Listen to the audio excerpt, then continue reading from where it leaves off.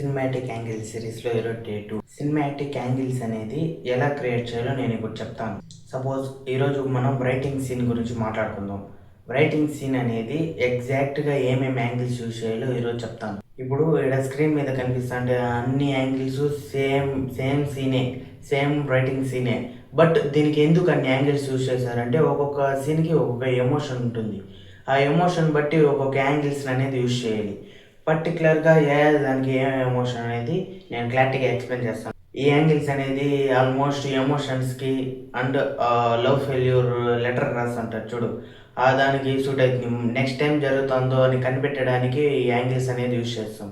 Suppose ఈ angle అంటే కొంచెం గుడ్ ఫీలింగ్తో హ్యాపీనెస్తో రాస్తాం లెటర్స్. మన పర్సన్ ఆడున్నాడు, అతనికి లెటర్ రాయాలంటే ఈ యాంగిల్స్ అనేది యూజ్ చేస్తాం. అదే స్టడీస్ అనుకో, ప్రాపర్గా స్టడీస్ అంటే కొంచెం కేర్ఫుల్గా చదివేదానికి ఈ యాంగిల్స్ యూజ్ చేస్తాం. అదే కొంచెం కామెడీగా ఇంట్రెస్ట్ లేదు అన్న దానికి ఈ యాంగిల్స్ అనేది యూజ్ చేస్తాం. ఎగ్జాక్ట్గా ఏ యాంగిల్స్ యూజ్ చేయాలంటే ఈ యాంగిల్స్ అనేది పర్ఫెక్ట్గా ఎమోషన్ సీన్స్కి అవుట్స్కి అయితే యూజ్ అవుతాయి. అదే ఈ యాంగిల్స్ అనేది కొంచెం హ్యాపీనెస్గా ఉంటుంది చూడు, దానికైతే ఈ యాంగిల్స్ అయితే పర్ఫెక్ట్గా సూట్ అవుతాయి. ఎమోషన్కి ఈ యాంగిల్సే పెట్టాలి, అండ్ ఫీలింగ్కి ఒక యాంగిల్సే పెట్టాలి, అండ్ హ్యాపీనెస్ ఇంకొక యాంగిల్ పెట్టాలి. ఆ యాంగిల్ అన్ని పర్ఫెక్ట్గా ఉండాలి. మీరు యాంగిల్స్ యూజ్ చేసినారంటే మీ సినిమాటిక్గా ఉంటుంది వీడియో అనేది.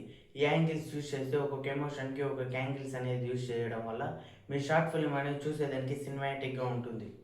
Thanks from watch my video. Please subscribe me. Daily ఒక వీడియో అనేది పోస్ట్ చేస్తాను యాంగిల్స్ గురించి.